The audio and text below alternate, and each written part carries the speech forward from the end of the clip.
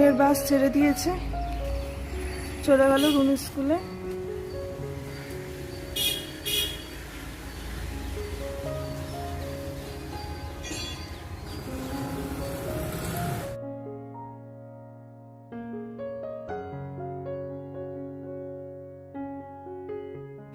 তো আজকে আবার খুবই রোদটা উঠেছে, ওরা রোদ। দেখো আকাশটা কি সুন্দর লাগছে। তো দেখো আকাশটা কত সুন্দর লাগছে, পুরো পুজো পুজো মনে হচ্ছে আকাশটা দেখে। এবার তো আর পুজোর কিছু হয় না, সেটাই হচ্ছে প্রবলেম। মানে বলছি তোমাদের পরে, আকাশটা দারুণ লাগছে দেখতে।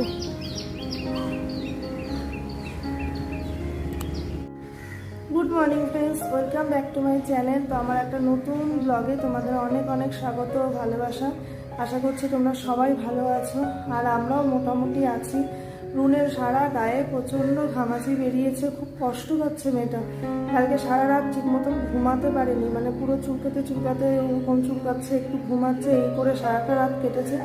আর আমারও পায়ের ব্যথা প্রচণ্ড বেড়েছে, আর ভালো লাগছে না। মানে আজকে কতটা কি করতে পারবো, কি সারাদিন তোমাদেরকে দেখাতে পারবো জানি না। তো কতটা কি দেখাতে পারবো যেটা বলছিলাম জানি না, দেখি কতটা কি দেখাতে পারি। শরীরটা না ভালো না, আমারও ভালো না, মেয়েটারও ভালো না। ওর বাবারও হাতটা ব্যথা, মানে যে মালপত্রগুলো টেনে টেনে মানে উপরে তুললেও সব ঘরে সেট টেট করা হয়েছে, তো খাটনিটা প্রচণ্ড গেছে। তারপর থেকে হাতের এই জায়গাটা ব্যথা হয়ে আছে জয়দীপের। তো সব কিছু নিয়েই আর বুঝতেই পারছো আমার চোখ মুখ দেখে শরীরটা মানে ভালো না, পা ব্যথা। আমিও কালকে মেয়েটার জন্য ঠিক মতন আমি ঘুমাতে পারিনি, এতটা কষ্ট পাচ্ছে। আর আমারও পায়ে ব্যথা, গলাটাও কেমন বসা বসার মতন হয়ে গেছে। তো সকালটা আমি সেরকম কিছু রান্না করিনি আজকে, তাই তোমাদের সাথে শেয়ার করিনি। আর রুনের স্কুলও ছিল, তো কোনো রকম যদি বললো কোনো একটা কিছু করে দাও, সেটাতেই হয়ে যাবে, বেশি কিছু করতে হবে না। তো সেটাই করেছি। দেখো এখানে আমি বিছানাটা তুলতে চলে এসেছি, আর এখানে বিছানা তুলতে তুলতে না আমার তখন শরীরটা মানে খুবই খারাপের দিকে যাচ্ছিল, মানে জ্বরটা আসছিল। তো এবার চোখটা মনে হচ্ছে কি কেমন জ্বালা করছে, তারপর মনে হচ্ছে গলাটা কেমন হচ্ছে, নাকটা মানে মাথাটা নিচু করতে পারছি না, এরকম হচ্ছে। আর দেখো না বিছানা করতে করতে বসে পড়ছি, পিঠ কোমর সব মনে হচ্ছে কি ছিঁড়ে পড়ছে। আর এখানে এত ধুলো হয়ে যায় না খাটগুলো, মানে প্রতিদিন ঝাড়তে হয়, কারণ যে এই জানলাটা না আমাদের সবসময় খোলা থাকে, আর নেট লাগানো, তো ওই জন্য মশা ঢোকার কোনো ব্যাপার থাকে না। রাত্রেবেলাও আমরা জানলাটা খুলেই শুই, লাগাই না, কারণ যে এখন তো এসিটা সেট করা হয়নি। তো আর জানলাটা খোলা থাকলে একটু মানে ঘরটা ঠান্ডা হয়, হাওয়া আসে না। কারণ যে ওই যে দেখতে পাচ্ছ ওখানে একটা মানে বিল্ডিং আছে, তো ওটা মানে চারপাশ দিয়ে আর কি আমাদের মানে বাড়ি আছে, মানে এই ঘরটা চারপাশ দিয়ে বাড়ি করা। শুধু যে খাটের ওই যে দেখতে পাচ্ছ, এই যে যেখানে এখন আমি চাদরটা পাচ্ছি, এই দেওয়ালটা হচ্ছে রাস্তাটা। মানে এখানে যদি একটা জানলাটা থাকতো তাহলে রাস্তাটা দেখা যেত। তো এখানে পুরোটাই দেওয়াল দেওয়া, ওই জন্য রাস্তাটা দেখতে পাই না। আর এই জানলাটা খোলা থাকলে মানে আরাম হয়, কিন্তু কি প্রচণ্ড ধুলো হয়ে যায়, ধুলো পড়ে যায় ওই। আর এই আমাদের খাটটা তো কালো, ওই গদির মতন যেটা যে পেছনে লাগানো আছে ওটাও হচ্ছে পুরো সাদা, পুরো বোঝা যায় যে ধুলো পড়েছে, তো এই জন্য ঝাড়তে লাগে। আর এই যে দেখো আমি এখানে আর কি বলতো, রাত্রেবেলা চাদরটা তুলে নিচের চাদরটা পাতলেও কি হয়, রুন ওই যে সকালবেলাটা মানে স্কুল না যাওয়া পর্যন্ত তো আমি বিছানাটা গোছাই না, কারণ যে তাড়াহুড়ো থাকে, ওকে রেডি করানো থাকে, সব কিছু থাকে। ওই জন্য মনে হয় কি একদম সব কিছু কাজ টাজ মিটে গেলে তারপরে হচ্ছে বিছানাটা গুছিয়ে নেব সুন্দর করে। আর এখানে জয়দেব পুজো দিচ্ছিল, তো আমি এখানে কথা বলে বলে আর কি কাজটা করছিলাম, ও ওখানে পুজো দিচ্ছে। আর সকালটা পুজো দিয়ে যায় তো আমার অনেকটা সুবিধা হয়। আর ঘুম থেকে উঠে স্নান করে পুজো দিয়ে গেলে দেখবে সারাটা দিন মনটাও ভালো লাগে, আর নিশ্চিন্তও থাকা যায় যে যাক একটা বড় কাজ হয়ে গেল। আর আমরা খাবো, ঠাকুর খাবে না, ওটা ভেবে না আরও কেমন লাগে যে দেরি হচ্ছে, কখন হবে এরকম মনে হয়। আর এখানে গরমের জন্য আমি না সকালবেলাটা স্নান মানে গায়ে জল ঢেলে নিই, মাথাটা ভেজাই না, এমনি শরীরটা ভেজাই। আর হচ্ছে তোমার রাত্রেও স্নান করে শুই, মানে 2-3 বার হয়ে যায় আমার এখানে। আর রাত্রে যেহেতু না ইনারটা পরে শুই বলে নাইটিটা আর পাল্টানোর দরকার পড়ে না, নাইটিটা ছেড়েই রাত্রে শুই, সকালে উঠে ইনারটা ছেড়ে নাইটিটা পরে নিই। তো দেখো এখানে আমার বিছানাটা গোছানো হয়ে গেছে। আর এই দেখো এখানে জয়দীপ পুজোও দিয়ে নিয়েছে, তো দুটো কাজ একসাথেই হয়ে গেল, তো তাড়াতাড়িও হয়ে যায়।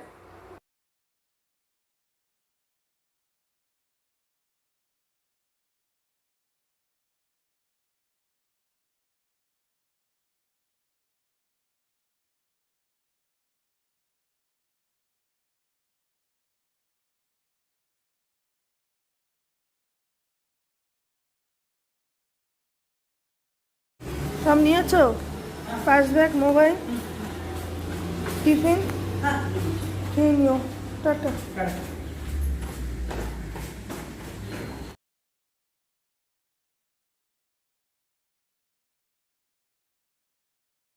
তো এই দেখো কতগুলো জমেছে এখানে। জয়দীপের শার্ট, প্যান্ট, ড্রেস সব আছে, রুনের স্কুলের ড্রেস সব কিছু আছে। এগুলো আজকে রাত্রে করতে বসতে হবে, আজকে না করলে হবে না। তো একটু এসে শুলাম, মানে রান্নাঘরে কাজ টাজ সেরে একটু শুই, তারপরে উঠে আর কি বাকি কাজগুলো করবো। আর শরীরটা এত খারাপ লাগছে না, ভালো লাগছে না, কিছুই ভালো লাগছে না। আর এই নাইটিটা দেখে তোমরা হয়তো ভাবতে পারো যে কেমন একটা নাইটি পরেছে, রং চটা। তো এটা না নতুন নাইটিটাই ছিল, বুঝলে তো। তো এটা না রং উঠে উঠে মানে এত রং উঠেছে, এত রং উঠেছে, উঠতে উঠতে না কালারটা পুরো ফেড হয়ে গেছে। দেখো নাইটিটা একদম নতুনটাই ছিল, তো এরকম হয়ে যাবে ভাবতে পারিনি। যাই হোক, ফেলতেও মায়া লাগে, মানে একদম নতুনই জিনিসটা, রং উঠে পুরো শেষ। আর আমি জামা কাপড় যখনই মেলি না উল্টোভাবেই মেলি, সোজা করে মেলি না, যে এমনিতেই মেলতাম। তাই এখানে তো রোদ এতটাই গরম, মানে দেখছো তো কেমন ঘেমে গেছি তোমাদের সাথে কথা বলতে গিয়ে। না ফ্যানটা অফ করা তো ঘেমে গেছি, আর 5 মিনিট ফ্যানটা অফ করে মানে থাকা যায় না, মানে এতটাই গরম। যে এখানে না থাকবে সে বুঝবে না এত গরম। আর জয়দেবের অনেক শার্ট প্যান্টগুলো জমে গেছে, কালকে আয়রন করা হয়নি। কালকে তো সারাক্ষণ ওগুলো নিয়েই ছিলাম, তো আজকে রাত্রেবেলা করতে হবে আয়রনগুলো। আর রুনেরও ড্রেস আছে স্কুলের, ওটাও করতে হবে। একটা তো আজকে পড়ে গেল, আর দুটো আছে, দুটো করে নেব রাত্রে। আবার কালকে নেই পরীক্ষা, আবার হচ্ছে বুধবার দিন আছে। বুধবার দিন হলে তারপরে প্রজেক্টও বানাতে হবে। আজকে রাত্রে দেখি প্রজেক্ট নিয়েও বসতে হবে, অনেক প্রজেক্ট দিয়েছে বানাতে, ওগুলো আবার 28 তারিখে জমা নেবে। তো চলো একটু শুই, একটু রেস্ট নিই, তারপরে আসছি পরে আবার তোমাদের সাথে। Good evening friends. তো আশা করছি তোমরা সবাই ভালো আছো। আর কালকের পর আমি আজকে ব্লগটা এখন থেকে স্টার্ট করছি। এখন বাজে সন্ধে 7টা। তো জয়দীপ অফিস থেকে এলো, সন্ধ্যা দিয়ে জয়দীপ অফিস থেকে এলো, এই এখন চা নিয়ে বসেছি। আর এই যে রুনও ঘুম থেকে উঠেছে, এই যে ঘুম থেকে উঠেছে, আর এই যে আমাদের চা, রুনের দুধ সব কিছু নিয়ে বসেছি। কালকে আমি ব্লগটা কন্টিনিউ করতে পারিনি, কারণ যে আমার চলে এসেছিলো জ্বর দুপুর থেকেই। তো তোমাদের তো বললামই দুপুর থেকে প্রচণ্ড জ্বর এসেছিলো, আর পা পুরো সারা শরীর ব্যথা ছিঁড়ে পড়ছিল। রুনেরও শরীরটা ভালো ছিল না। তো তারপরে আর সারাটা দিন ব্লগ করি। আজকে সকালেও জ্বরটা এসেছিলো, এখন বিকাল থেকে একটু ঠিক, তাই জন্য উঠে আনলাম না ব্লগটা শুরু করি, কারণ কন্টিনিউ হয়নি করাটা। আর জয়দীপ অনেক বাজার করে নিয়ে এসছে আজকে। তো চলো তোমাদের একটু বাদে দেখাচ্ছি, চাটা খেয়ে নিই। তো তালটা পেয়েছে, এবার আমাদের ভাদ্র মাসে তাল খাওয়া হয়নি। তো জয়দীপ দেখে বলছে এখানে তাল পাওয়া যাচ্ছে, আনবো? আমরা হ্যাঁ নিয়ে এসো, তাল খাওয়া যাবে। ভাদ্র মাসে আমরা তালটা খাই। তো এখানে আসার পরে তো মানে ভাবতেই পারিনি যে তাল খাবো, মানে পাওয়া যায় কিনা সেটাই জানতাম না। তো যদি দেখে বলো তাল পাওয়া যাচ্ছে, নিয়ে যাবো? আমরা হ্যাঁ হ্যাঁ নিয়ে এসো, তাহলে বড়া করা যাবে। তো কালকে দেখবে তোমরা তালের রেসিপি, তালের বড়াই করব। তালের ক্ষীরও করি, তালের বড়াও করি, আবার মালপোয়াও করি। তো এখানে বড়াটাই করব। আর এখন আমি বসবো হচ্ছে আয়রনগুলো করতে। জয়দেবের মানে কালকে তোমাদের দেখিয়েছি অনেকগুলো জামা কাপড় জমেছে, রুনেরও জমেছে। কালকে রুনের স্কুল আছে, আজকে না করলে হবে না। আজকে ছিল না, আজকে অফ ছিল। কালকে হচ্ছে ম্যাথ ওরাল আছে, কালকে হয়ে আর কি পরীক্ষাটা শেষ হবে, প্রজেক্ট বানাতে হবে। কাল থেকে আবার বসতে হবে প্রজেক্ট বানাতে। অনেক প্রজেক্ট দিয়েছে, হিন্দি, ম্যাথ, ইংলিশ সব কিছুর প্রজেক্ট দিয়েছে। তো এগুলো আবার জমা নেবে হচ্ছে শনিবার দিন। তো আমাকে কালকের মধ্যেই কিছু কমপ্লিট করতে হবে, কালকে না করলেও পরশু দিনের মধ্যে তো করতে হবেই, কারণ যে শনিবার দিনই জমা নেবে। তো চলো আর বেশি দেরি করছি না, আয়রনগুলো করি, তোমরা দেখতে থাকো। ছোট মোটো ব্লগটা হবে। শরীর ভালো না থাকলে না কিছু ভালো লাগে না। আর আমার শরীর খারাপ, জ্বর হোক যাই হোক, আগে মাথাটা ধরে থাকে, মাথা নিয়ে আমি উঠতে পারি না বিছানা থেকে, এত মাথাটা ভার হয়ে থাকে। আজকে সারাটা দিন প্রায় আমি শোয়া, আমার মনে হচ্ছে আমি ঘর ঝাড়ু দিতে পারবো না, ঘর মুছতে পারবো না, এরকম মনে হচ্ছে। ভাগ্যিস রুনের স্কুলটা আজকে ছিল না, নাহলে যে আমি কি করতাম জানা নেই। জয়দেবের একার উপর দিয়ে চাপ পড়ে যেত। তো তো কি আর করা যাবে, এখানকার ওয়েদার এক, কলকাতার ওয়েদার আরেক। দেখছো তো কেমন ঘেমে যাচ্ছি, প্রচন্ড গরম, গরমে না আরো শরীর খারাপ হয়ে যাচ্ছে। মানে কি খাবো কি করব কিছুই বুঝতে পারি না, এত গরম। জয়দীপ অফিসে সবাই বলছে যে কার্ড রাইস খেতে, বলছে যে দই ভাত খাও, এখানে গরমে দই ভাতটা খেলে তোমরা সুস্থ থাকবে। তো এমনিতেই তো তোমার ধরো সিদ্ধ বা কখনো রান্না করছি, কখনো সিদ্ধ খেয়ে নিচ্ছি, এরকম খাচ্ছি। তো দেখা যাক, একদিন কার্ড রাইসটা করবো, তোমাদের সাথে শেয়ার করব কেমন করে করি, তোমরা দেখবে। আর তো চলো আর বেশি দেরি করছি না, আয়রনটা করি, তোমরা সঙ্গে থাকো। আর এখানে দেখো আমি ইস্ত্রি করতে বসে আর কি রুনকে পড়াচ্ছিলাম, আমিও পড়াচ্ছিলাম, জয়দীপও পড়াচ্ছিল। তো বললাম যে তুই একবার দেখে নে, আজকে কেন জানি না ওর না ভাল লাগছে না, ঘুম থেকে উঠেই বলছে মা আমার ভালো লাগছে না। কিন্তু কালকে তো পরীক্ষা, একটু চোখটা না বুলিয়ে নিলে সকালবেলাটা সময় পাবে না। তাই আমি বলছি একটু পড়ে নে শোনা, কালকে তো পরীক্ষা শেষ, কালকে না হয় তুই রেস্ট নিস, কালকে আর পড়তে হবে না। তো ওটাই ও পড়ছিল, আর জয়দীপও বলে বলে দিচ্ছিল, এদিকে আমিও বলে বলে দিচ্ছি। তো এই আর কি, সাথে একটু কথাও বলছি। এই দেখো দেখছো তো ওইভাবেই পড়ছে আর কি, সাথে একটু কথাও বলছি হালকা হালকা। তো এখানে তোমার আয়রনগুলো করতে করতে রাতে বলছি যে কি রান্না হবে কি রান্না হবে, আর এতটা চিন্তা থাকে না দিয়ে, মানে সকাল হলে সকালে কি রান্না হবে, রাত হলে রাত্রে কি রান্না হবে। তো সেই জন্য কি করি বলো তো, আমি আগের থেকে প্ল্যান করে নিই যে এই কালকে না এইটা করব, কালকে না পরশু না ওটা করব। প্ল্যান করে রাখলে দেখবে রান্নাটা করতেও সুবিধা হয় আর চিন্তাটাও থাকে না। আর সেরকমভাবে যদি জিনিসটাও নিয়ে আসবে, বলেছে যে আমাকে বলে দেবে, কারণ যে ওই এনে রাখলে কি হয়। তো দেখো সবগুলো হয়ে গেছে, আয়রন করা অনেকটা জমেছিল, করে নিয়েছি। এই যে রুনের ড্রেস, তারপরে যে ওর একটা জামা, এটা আমার একটা কুর্তি ছিল, ওগুলো অনেকগুলো জমে জমে জমে জমে এই আজকে হলো সবগুলো।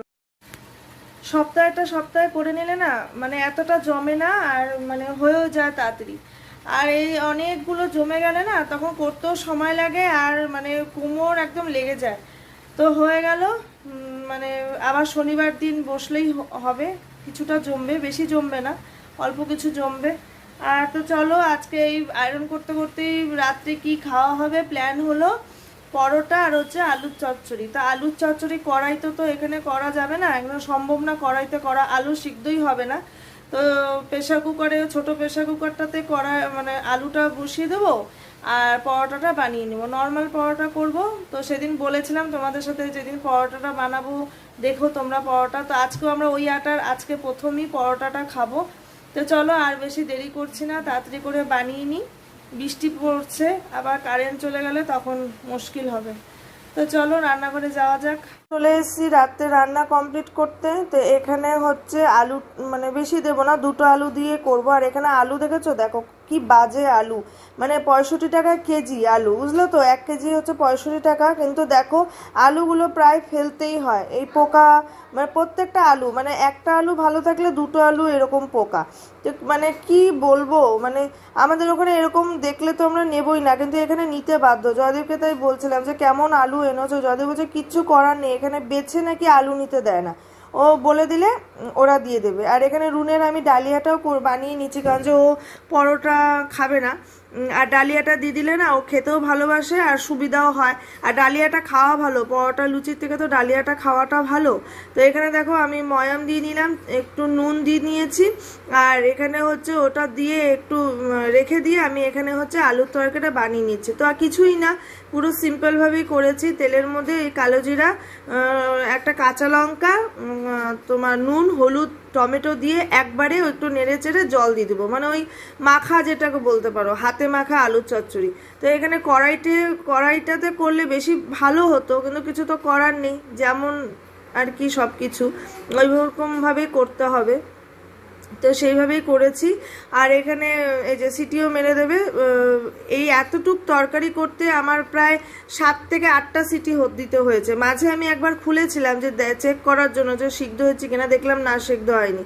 তো এখানে দেখো রুনের ডালিয়া আর এই আলুর তরকারি কমপ্লিট হয়ে গেছে। আর এবার আমি পরোটাটাকে ভেজে নেব।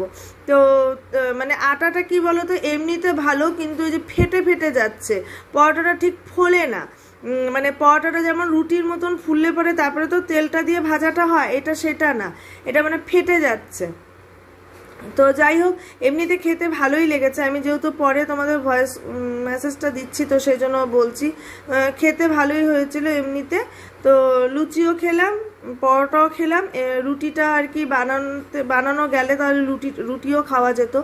আর এখানে আমি মানে বেলে নিয়ে কিছুটা তারপরে চলে গেছিলাম, রুনের ম্যাম আমাকে ডেকেছিল, মানে কি পড়ানো, কি মানে কোনটা আর কি ও মানে কাঁচা কোন সাবজেক্টে, তো ওরকম ঠাকুরের আশীর্বাদে বলা উচিত না কোনোটাতেই না, এমনিতেও ধরে নিতে পারে খুব ভালো, কিন্তু ওই আর কি একটু আর কি মানে বোঝাতে লাগে, ওকে যদি ঠিক মতন বুঝিয়ে দিই না অসুবিধা হয় না, কিন্তু ওই অ্যাডভান্স যদি না বোঝাই তখনই না মানে ওর একটু অসুবিধা হয়ে যায়। তো সেই জন্য আমি কি করি, পড়ার সাথে সাথে যেটা হচ্ছে এক দু পাটা এক্সট্রা একটু বুঝিয়ে রেখে দিই, মানে মুখস্থ না, এমনি আমি পড়ি ও শোনে, মানে এরকম একটু করে রাখি। তো ওটাই আর কি ম্যামকে বলছিলাম যে এই নতুন তো একদম, তো সেই জন্য ম্যামেরও জানাটা দরকার যে কি পারে কোনটাতে কীরকম কি ব্যাপার।